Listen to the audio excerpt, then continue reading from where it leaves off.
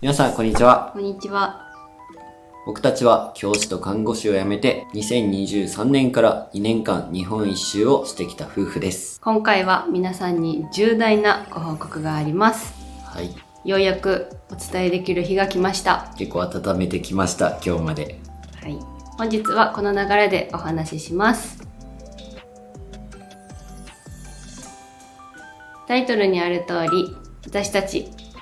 移住をいたしました。びっくりされた方もいらっしゃると思います。それでは早速移住場所を発表いたします。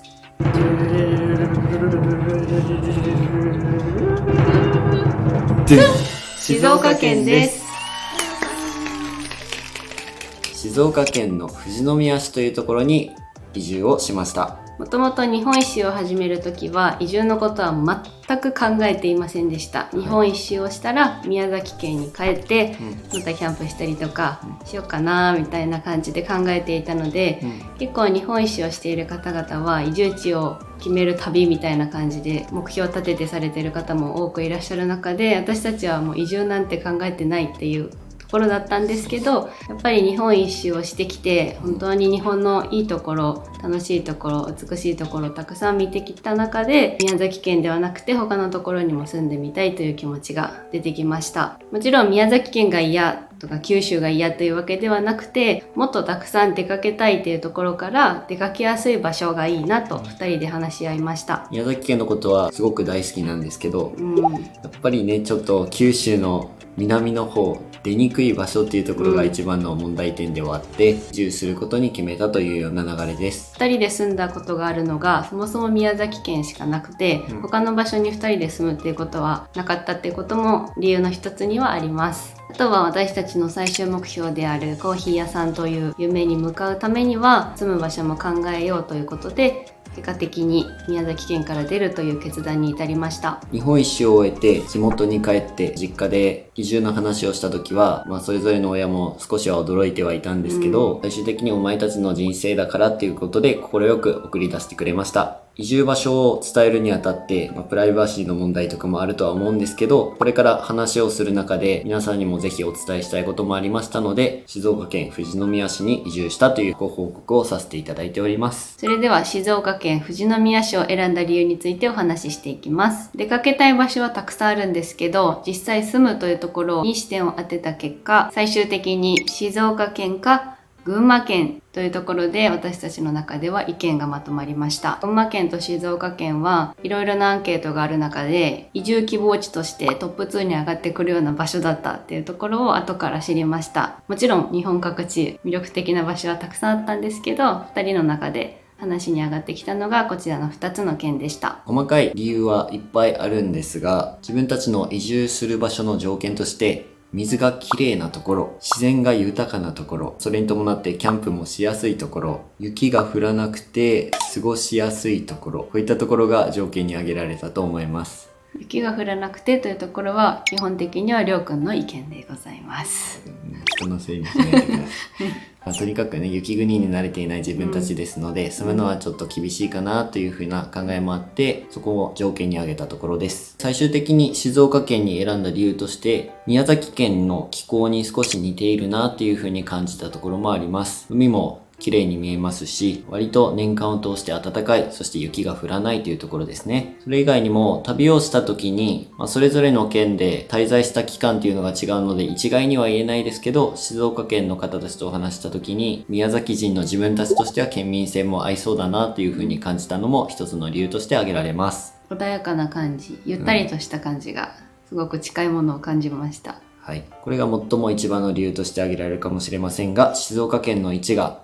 最も出かけやすい位置というところも挙げられます。旅行として出かけやすいっていうのもあるんですが、自分コーヒーのセミナーとかにも今後行ってみたいなというふうに思っていて、そういったのって割と都会に近いところでないとコーヒーセミナーだったりとかっていうのはやっていないので、静岡県だったら関東にもすごく近いので場所的にもベストかなというふうに思ったところです。看板に東京まで100何十キロっていうのが未だに考えられないほどびっくりしています。静岡県の中でも富士宮市を選んだ理由になってくるんですが、やはりこれから地震が怖いなっていうところがありまして、津波の心配があまりないところを考えました。宮崎県に住んでいる時も津波のことはずっと考えてはいたんですけど、仕事の関係上どうしても高台に住めなくて、私はずっと高台がいいって家を探してたけど、どうしても空き状況とかの関係もあって高台に住めていなかった。やっぱ常に不安と隣り合わせな状況だったので、贅沢なことなんですけど選べるっていうところで、できるだけ高台に住みたいという希望はありました。富士山もすぐ近くにあるので、僕たちにとって憧れの富士山いつでも見られますし、もう富士市の方まで降りたら海も綺麗に見えますし、自然も豊かっていう先ほど言った内容とかも含めて最終的にここに決まりました。富士山が噴火してしまったらもうそれはそれで終わりだろうとは思うんですけど、地震が起きたらそれに連動して富士山が噴火っていうことももちろん考えられることは承知の上で選んでいるっていうところです。そこは一応覚悟しているというところです。はい、富士宮市を知らない方もいらっしゃると思いますので、どんなところかっていうのをご紹介できたらと思います。ちなみに私たちが静岡県を訪れた時に、YouTube でもご紹介しています。少しですけどグルメを紹介しているところがありますので、こちらもぜひご覧ください。はい。一番わかりやすいところといえば、元々キャンプ場っていう有名なキャンプ場がありまして、そこから30分圏内の場所にあります。すごいよね。私たちが日本一周する前は本当に夢見ていた場所だし、九州の方からしたらやっぱ元っ腹って聖地みたいなところだとも思いますので、そんなところから30分圏内っていうところが驚きですし、たくさん行きたいって思ってます。本当はね、今日もキャンプを2人でしたいなということで初キャンプにね、ふもとっぱら行こうと思ってたんですが、ちょっと天気がかなりの雨でして、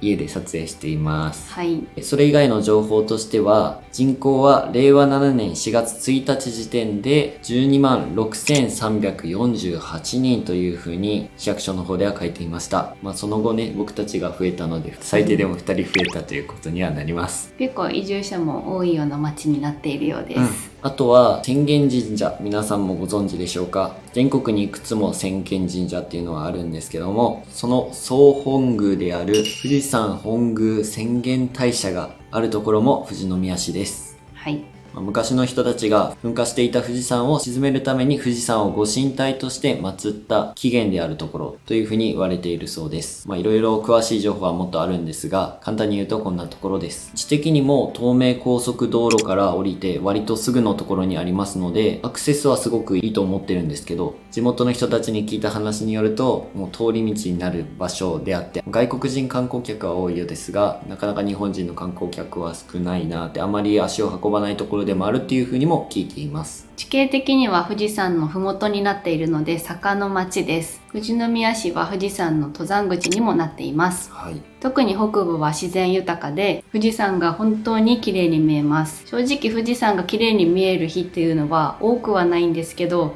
朝方とか霧が晴れた時とかすごく綺麗で、夕方も夕日が差している富士山が見えたりとか、毎日本当に富士山を目にしています。もう毎日ね、僕たちは部屋から富士山のチェックを欠かさずやってます。今雪解けも始まっているので、そういったところも楽しんでいるところです。生活で不便に思っているところは今のところなくて、スーパーとか大きなショッピングモールでいうとイオンモールもあるし、ドラッグストアとかも充実していて、全く不便を感じていません。宮崎に帰省するっていうところで安価で帰る方法をまだ模索中であります。新幹線なのか、東京に行って飛行機で1本で帰るのか、はたまた車で帰るのか、いろんな方法がありますが、実際家族にも遊びに来てほしいっていうところもあるので、帰り方は今後模索していく必要があるかなと思っています。静岡県に永住するかどうかっていうところなんですけども、僕たち的には今のところは永住ではなく期限を決めずに静岡に住んで、次のステップに向けて進めていこうかなと考えているところです。最終段階では九州に戻りたいっていうのが私たちの希望です。ただ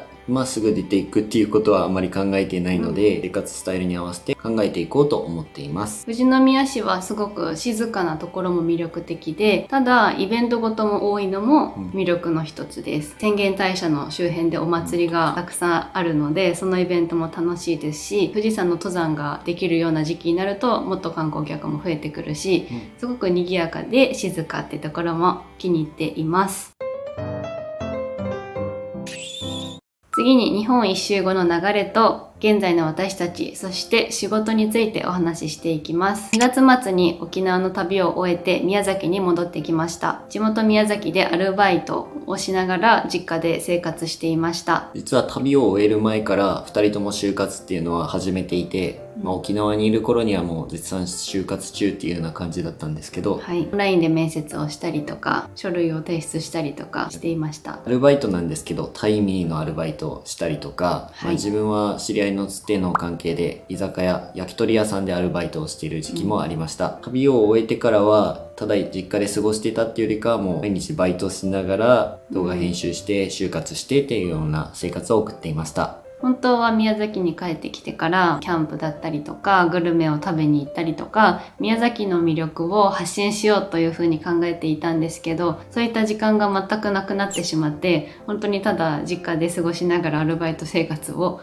送っていたっていうのが現実です。ただこれだけは伝えておきたい。居酒屋とか宮崎で友達と行くこともあったんですけど、宮崎の食もやっぱり美味しい、すごく美味しいなって今回思いました。海の幸、山の幸、お肉も美味しい、野菜も美味しい、何でも美味しいっていうのがやっぱ宮崎県の魅力なので、ぜひ宮崎のグルメは皆さんにも堪能してほしいです。機会があったらね、またいつか紹介したいと思ってます。はい、家を決めるのと仕事の面接のために一度静岡県まで車で足を運んでいます。4月上旬でしたね。はい。実はこっちまで来ていたっていうのが現実です。その時期はちょうど桜が綺麗な時期で、富士山もまだ雪がしっかりと被っているような状態だったので、本当に絶景でした。本当超綺麗だった。今のお家に住み始めたのは5月。ゴールデンウィーク中に引っ越しをしたので5月から約2ヶ月ぐらい経ったところです。割と最近生活が落ち着いてきたかなっていうふうに思っているんですけど、はい、まだねちょっと自分たち旅を始める前に家のものとか全部売っちゃってたので、家具家電がまだ全然揃っていません。必要最低限しかなくて、カーテンもちぐはぐだったりとか机とか椅子もないので、今もこのキャンプ用の椅子に座っていますだからね、本当節約しながら、徐々に生活用品を揃えていこうかなっていうところで、恥ずかしながらですけど、こんな感じで生活してます。で、家に住み始めてからの生活スタイルになるんですけども、今さっき言った通りまだ家具家電がないので、テレビもなくて洗濯機もない状態です。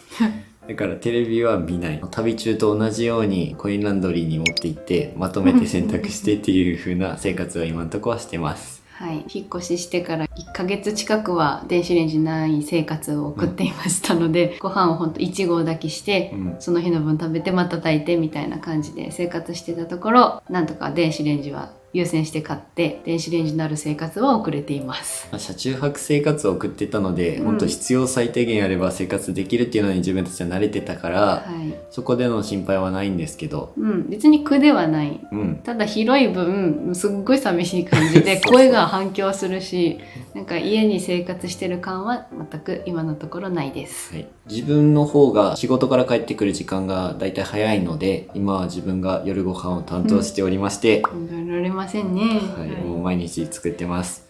私が休みの日は私が料理をするんですけど、基本的には帰ってきたらりょうくんがご飯を作ってくれているというような状況です。朝ごはんとお弁当に関してはあみさんにお願いしています。出勤が2人とも遅い時間なので、朝は割と時間があって、私の方が夜がちょっと遅いというような感じです。で、あと家に住み始めて変わったことといえば、トイレにすごく行きやすくなったところと、家に住み始めてからやっぱスペースは取れているので、最近僕は筋トレをまた再開し始めました。よかったね。ずっと日本一周中も筋トレをしたい、あだこうだっていうのはラジオの方でお話ししてたけど、現実的にはほぼほぼやってなかったっていうような、単発的にちょっとやって温泉に行くとかはやってたんですけど、無事再開されたと。5キロダンベルとプッシュアップバーだけであと自重トレーニングをしている感じです。あみさんもね、これから仕事の関係上綺麗になっていこうと思っているところですのでね。そうですね。家でトレーニングしますよね。そうですね。してるつもりです。全然できてません。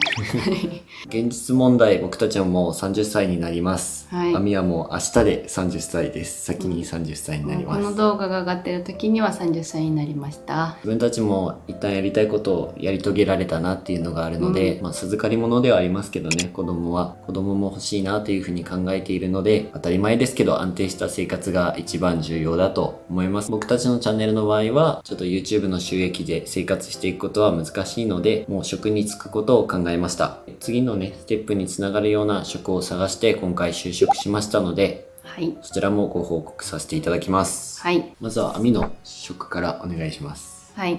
私は今、富士宮市のエステサロンで勤務しています。主に脱毛やリンパマッサージ、お顔のエステですね。そういったもの、シミとかシワの改善などをお手伝いする、そういったトータルビューティーサロンでお仕事させていただいています。周囲にエステサロンを経営されている方も多く、実際に自分も施術を体験させていただくっていう機会も増えたっていうところもあるんですけど、もともと興味のあることでもあったので、今回挑戦してみたいと思って就職しました。美容看護師の面接も受けてみたりしたんですけど、そちらは残念ながら落ちてしまったり、クリニックなどの看護職っていうところも考えたんですけど、自分の条件に合うところが見つからなかったので、今回は看護師ではなくエステサロンで勤務することになりました。施術を通して人を癒せることとか、自分の家族、りょうくんもだし、自分の親とか友達とか周囲の人にも還元できることでもあったので、単純に仕事だけではなくてプライベートでも活かせる仕事になるかなと思っています。実際に今はまだ研修生の身であるので、家ではりょうくんにモデルになってもらってリンパとかヘッドマッサージとかして、りょうくんには得でしかないと思うんですけど、練習させてもらっています。寝る前にね、はい、僕のヘッドマッサージとかしてもらって疲れてる野郎に申し訳ないなと思いながら、癒されております。将来的には一緒にコーヒー屋さんをしたいって思ってはいるんですけど、現実的に考えて生活の安定性を優先させたいので、しっかりとした職に就きたいということと、さっきも話した通り子供のことも考えているので、産休とか育休、そしてその後の復帰のことも考えて自分は就職をしました。私が勤めているエステサロンは都度払いではなくコースを組んで通っていただくっていうようなサロンになるので、簡単に単発で来ていいですよとかは言えないんですけど、もし通えるよっていう方がいらっしゃったらお気軽に DM いただけたら嬉しいです。嬉しいですよね。そうやって施術できたらですね。ちゃんとした技術を身につけた上でしたいところではあるんですけど、頑張りたいと思います。次はりょうくんのお仕事お願いいたします。はい。ちょっと自分に関しては詳しめにお話しさせていただこうかなと思っていて、これから自分のやりたいことにもつながるので具体的に話をします。はい。自分はカフェに勤務しています。富士宮市のモデルコーヒーというカフェで働いています。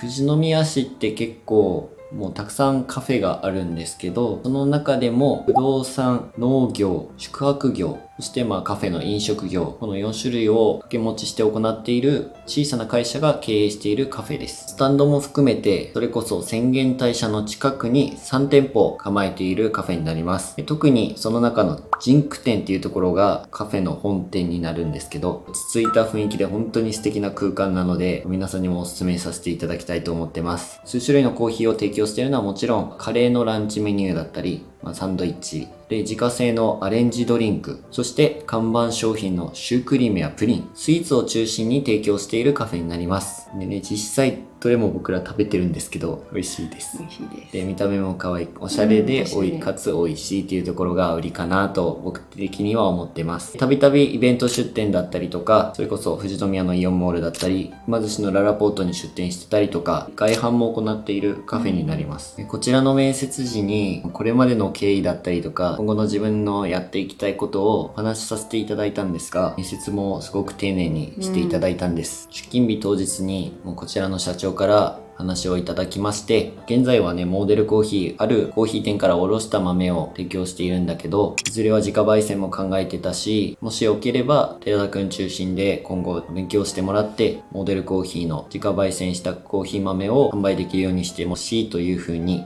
お話をいただきました。まだこれについてはもちろんスタートしたわけじゃないし、これからちょっと変更される点とか不明な点もまだあるとは思うんだけど、僕たちの将来の夢もすごく応援したいというふうに社長から言っていただいたので、自分としてはこういった機会をもらえるんだったら全力で頑張りたいと思ってるし、自分のためにももちろんなるし、モデルコーヒーのために頑張りたいなとも今のところは考えているところです。三重県で動画でもご紹介しました水俣コーヒーさんでご相談もさせていただいていたので、そこの時に言われたのが、そのお店で働くとそこのやり方になってしまう、そこのやり方が正しいからその味によってしまうとか、そういった点もアドバイスいただいていたので、今回のモデルコーヒーはりょうくんにとってはすごく自分でも模索できるし、そのお店の味も作り出すことできるっていう点ですごくいいところかなって私的には思いました。確かにありがとうございます。これからのことになるからわからないけど、少しでも早くコーヒー豆の販売につなげていけるのかなとなんとなく思っているところです。社長とお話しさせていただく機会も結構あって、富士宮市のために貢献したいという風な思いを持っていらっしゃる社長で、なんかそこもすごく素敵だなと思っているし、もう1ヶ月職場で働きましたけど、職場の方々も素敵な形たちで本当人に恵まれてるなと現時点でも感じているので、次のステップに進むまではここで勉強させていただきながら、お店の経営のことも学びながら、焙煎もしながら、いろんなことを学びながら経験を積んでいけたらなというふうに思ってます。別にこういう話をしてお店の人にごますってるとかいうわけじゃなくて素直に思ったのでここで話しさせていただいてます。今すぐ自分の店舗を持つことが難しいなっていうのは実際現実あるので、僕たちとしてはせっかく見てくださってる、いつも応援してくださってる視聴者さんとかにもお会いできるともちろん嬉しいですし、自分の入れたものとかも提供できるような場があったら嬉しいので、ぜひモデルコーヒーにも遊びに来ていただきたいなと思ってます。モデルコーヒーもインスタグラムをやってますので、そちらもぜひフォローしていただけたら嬉しいです。実際店舗に来ていただくと分かりますが、本当にゆっくりと落ち着いた素敵な空間でカフェタイムを楽しめる空間だと僕的には思ってるので、来ていただいてそこでゆっくりお話もできると思いますし、富士宮駅から歩くと約5分で着く。あと駐車場も約10台分約10台分あります。そこはちゃんと把握しておいてもらえると。はい、すいません。正しい数は何とも言えないんですけど、駐車場もちゃんとあります。交通行でちょっと入りにくい場所ではあるんだけど、すごくいい場所なので、そちらに足を運んでいただけたらと思ってます。もしお店に来られる機会とか、こちらに遊びに来られる機会ありましたら、どなたでも全然構いませんので、自分たちの寺田夫婦のインスタグラムの方に DM くださると、事前に僕たちもわかりますので、ぜひご連絡いただきたいと思ってます。モデルコーヒーのインスタグラムフォローと、自分たちのインスタグラムフォローしてない方はフォローしていただいて、DM くださると嬉しいです。私もお休みの日はモデルコーヒーまで足を運べるので、インスタグラムのアカウントは概要欄に寺田夫婦のアカウントとモデルコーヒーさんのアカウント載せてるので、そちらからぜひチェックとフォローの方よろしくお願いします。お願いします。それでは次に今後の YouTube についてお話ししていきたいと思います。旅を始める前、私たちはキャンプの動画を発信してきたんですけど、その頃からずっと見守ってくださっている方や、日本一周を通して初めて知ってくださった方、たくさんの視聴者さんに旅が終わっても気まぐれでもいいから2人の元気な姿を発信してほしいというお声をいただいています。本当にありがとうございます。ありがとうございます。自分たちとしてもこれで YouTube をぱったりやめるっていうのはもともと考えていなかったことではありましたので、続けていく予定ではあります。今後は旅をする前から楽しんでいたキャンプとか、自転車はどれだけ乗れるかわかんないですけどロードバイクだったりとか、あとはもちろん車中泊旅、スイちゃんもまだ車中泊できるので車中泊旅、正直日本一周中のような投稿頻度で投稿することはできませんし、車中泊旅ばかりグルメばかり食べたりっていうのはできないと思います。私がそもそもシフト制の仕事なので、お互いの休みが合いづらいってところもあるので、本当に撮影できた時は私たちの様子を配信していきたいと思っています。せっかく静岡県に住んだので、富士宮市の魅力も発信したい、静岡県の魅力も発信したい、あとはこれまで日本一周で行ったところ、もう一度行きたいところも行けなかったところも改めて発信していきたいと思いますので、ぜひ気長に待っていていただけるととても嬉しいです。行くなら一番行きたい県ってありますか？山形県に行きたいです。山形県。はい。じゃあそれは俺も一緒ですね。山形県のラーメンを食べに行きたい、その他のグルメも食べに行きたい、さくらんぼも食べたい、温泉にも入りたい、ついでに東北回りたいみたいな欲です。ちょうど1年前ぐらいだもんね、行ってたのがね。そうなんです。それ以外には行きたいとこありますか？東北って言ったのもあるんですけど、特に青森県には行きたいですね。青森県すごく私の中では気に入っていますので、わかるよ。行きたいし、お祭りにも行ったのもあるかもしれないね。ねぶた祭りも、思い出深いね。そうすごく良かったので行きたいです。自分は被ってる部分もあるけど、また新潟の長岡花火気になるし、その花火も良かったから他の県の花火とかも見に行きたい、有名なところ、なんか景色のいい長野県とかも隣にはあったりするので、長野移住者がねすごい多いからちょっとびっくりするんですけど、日本一周後に長野に移住されてる方も何組かいらっしゃるの私たちも知ってるので、長野県また行きたいし、西の方だと遠いけど福井とか石川とかも私はまた行きたいなって思います。割とね、もう自分たちの庭と言えるような場所が広がってきたのかなってちょっと思ってます。そうですね、今までは大分と熊本ぐらいしか庭がなかったので、ちょっと広げていきたいと思います。はい、ここからはもう自分たちのやりたいことになっていくんですけど、次の一番近い目標としては、お店を持つことはちょっとまだ難しいとして、場所もね、その移動させられるわけではないので、どこで店を構えるかとかはまだ決めてません。なのでまずはコーヒーの豆の販売から始めていきたいと思っているところです。少なくともこの 1,2 年の間にはネットでの販売を始めて、寺田夫婦として皆さんにもお会いしたいし、この自分たちが入れたコーヒー、また自分がドリップしたコーヒーを飲んでいただく機会っていうのを設けさせていただきたいなというふうに思っているので、イベントの出店だったりとか、マルシェとかそういったのですね、皆さんにお会いできる機会を作りたいなと思っています。本当はね、キッチンカーとかいろんな方法もあると思うんですけど、現実的ではない、ただそういったイベント出店は行いたいと思ってます。もしそういったイベントとかに呼んでもいいよっていう方とかもしいらっしゃったら、その機会があれば僕らもぜひ参加させていただきたいと思ってますので、少しでも早くそういった場を設けられるように頑張っていきたいと思っています。その都度自分たちの状況についても配信していこうと思っていますので、気になる方はチェックをお願いします。最後にお知らせがあります。 YouTube ライブを開催したいと思います。日程は7月2日水曜日夜20時から行います。平日でお仕事の方もいらっしゃるかと思いますが、途中参加でも構いませんので、ご参加お待ちしています。自分たち的には日本一周を終えて、皆さんと日本一周を振り返る場を設けたいなともなんとなく思っていましたし、ここでたくさんいろんなことをお話ししたんですけど、それ以外で気になる点があったりとか、これについては今後どうなのとか、もう単純な疑問でもいいです。日本一周中のことだったりとかでも何でもいいので、ご質問にも答えられたらなというふうに思っています。そこでこの YouTube ライブで答えてほしい質問を募集いたします。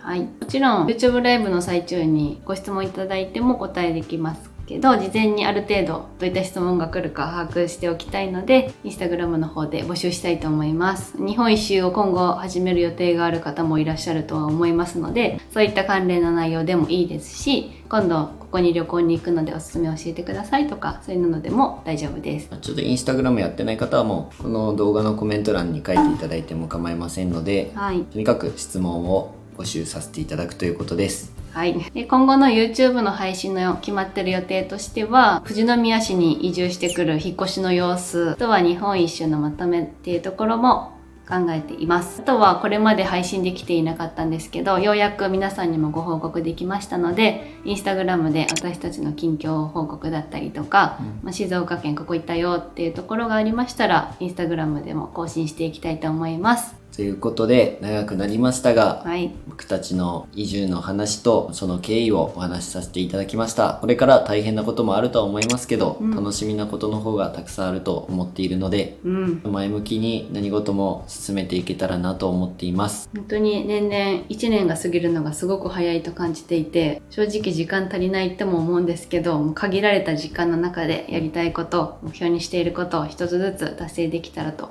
思っています。それでは今回の動画はここまでです。私たちのことを今後も応援し続けるよっていう方はチャンネル登録と高評価よろしくお願いします。今回も最後までご視聴いただきありがとうございました。寺田夫婦でした。さようなら。さようなら。